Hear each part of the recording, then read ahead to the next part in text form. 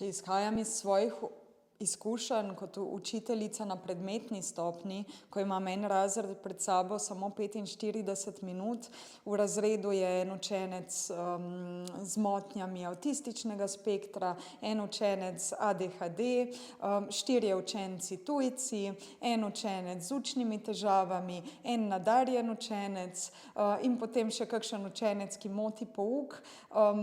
Kako naj jaz v 45 minutah se prilagodim vsem tem učencem, ki jih imam pred sabo? Praktično je nemogoče. Tako da tukaj mislim, da bi morali učiteljem dati neko podporo v smislu gradiva, prilagojenega gradiva. Naprimer, danes obravnavamo Prešerna, ne vem, mi bi brali naprimer Povodnega moža, učenec tujec bi lahko bral neko prilagojeno verzijo na nivoju A1, ne, ki tudi že obstaja, ne, ampak takega gradiva bi moralo biti več.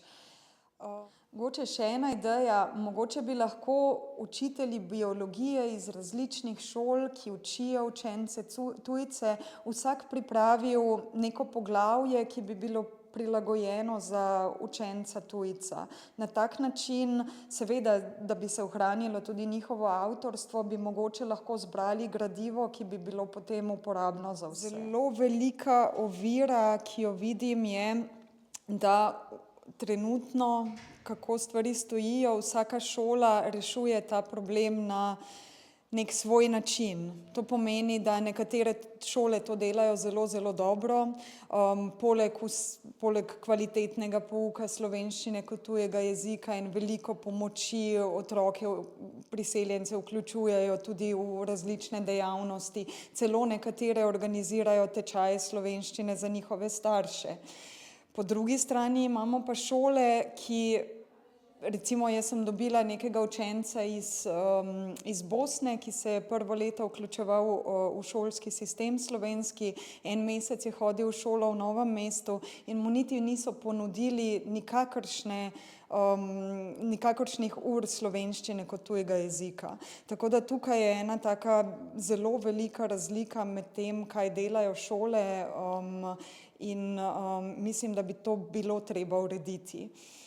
Druga stvar mogoče, ki me res zelo moti, je pa ta čas prilagoditev za učenca tujca, ki trenutno znaša samo 2 leti.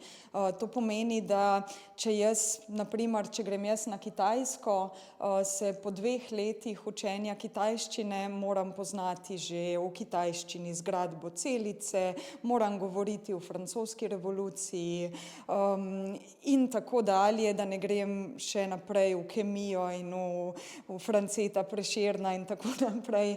V glavnem, to so stvari, ki jih zahtevamo od njih, so praktično nemogoče, tudi za kakšnega genija, kaj šele za neke čisto običajne otroke. Učenci tujci se večinoma, sploh tisti, ki prihajajo iz neslovansko govorečih področij, v slovenski šoli ne počutijo dobro, niso uspešni, glede na to, da imajo samo 2 leti časa, da jim stvari prilagajamo in potem so izenačeni s slovenskimi otroki, so v bistvu zelo neuspešni in to jim povzroča velike frustracije in jaz po pravici nisem videla nikogar od učencev, ki bi prihajal iz neslovanskih področij, da bi bil v šoli zadovoljen. In to je velik problem. Mislim, da tudi po mednarodnih raziskavah, da je Slovenija po vključevanju potem v sekundarni, terciarni sistem vključevanja v zaposlitev, da je precej neuspešna. Tako da mislim, da tukaj nismo na dobri poti in moramo stvari spremeniti. S časom prilagoditve za te učence, z izdelavo prilagojenih materialov bi se te stvari lahko izboljšale.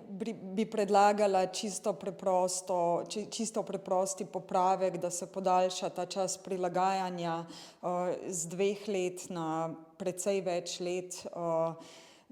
v nekaterih državah to obdobje traja tudi do 7 let, tako da to res moramo popraviti in mislim, da to ne zahteva veliko truda.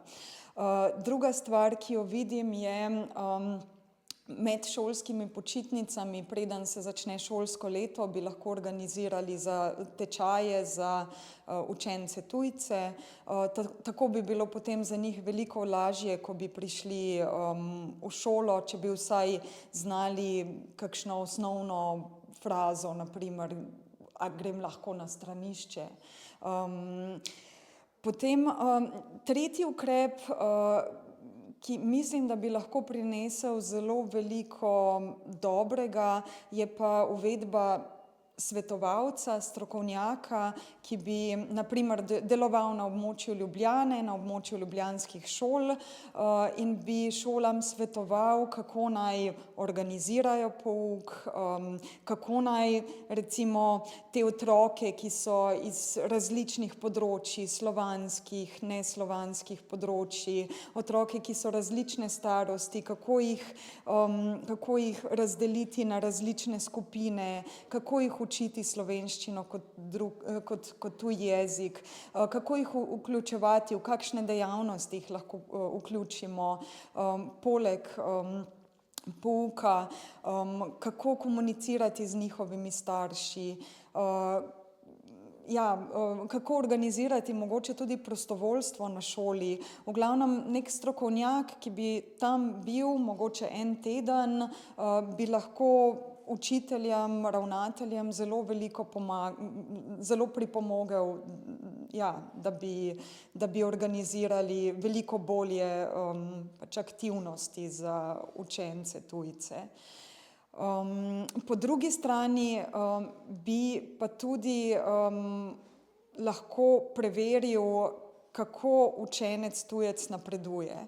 Kot sem rekla, prakse so zelo različne, na nekaterih šolah otroci, tujci napredujejo dobro, na drugih pa stagnirajo, tako da tudi to bi bila mogoče lahko neka varovalka, da bi se stvari obrnile na bolje. Tretja stvar mogoče, ki jo vidim, je pa določanje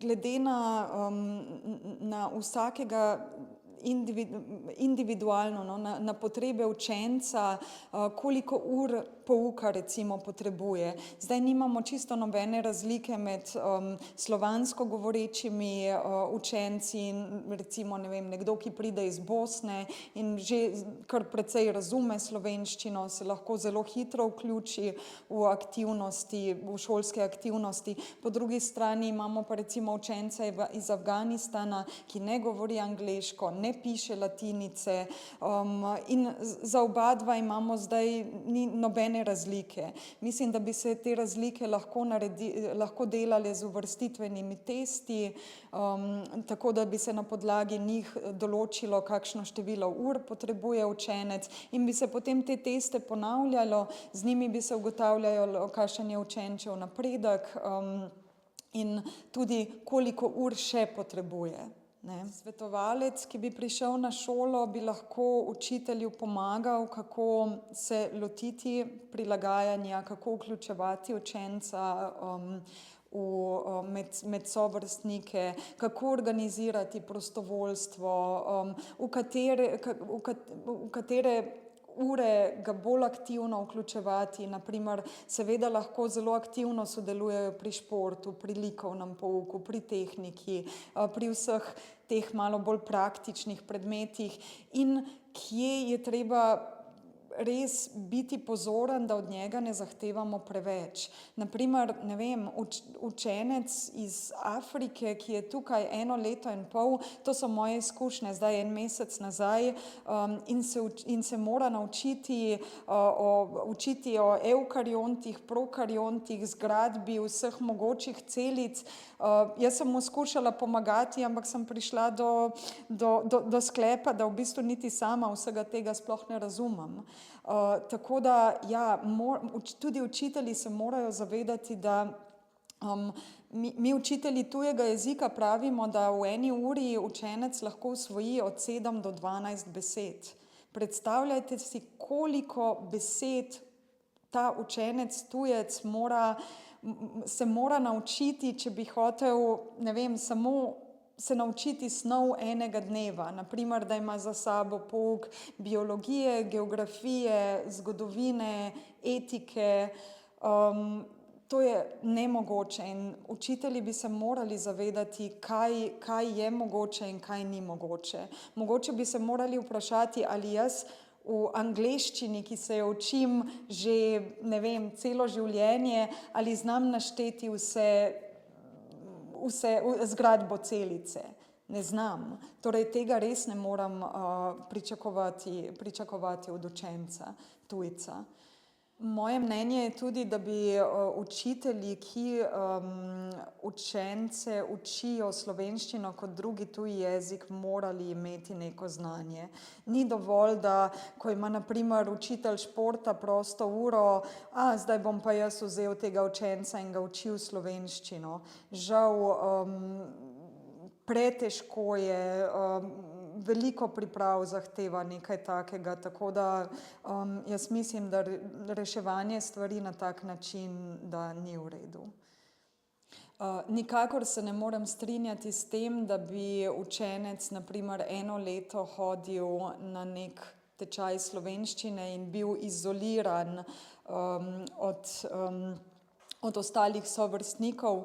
To pomeni veliko slabše napredovanje, sploh če govorimo o mlajših otrocih. Se pa strinjam, bi pa bilo dobro, da bi obstajal kakšen mogoče enomesečni tečaj ali dvotedenski tečaj slovenščine, preden bi začeli s poukom.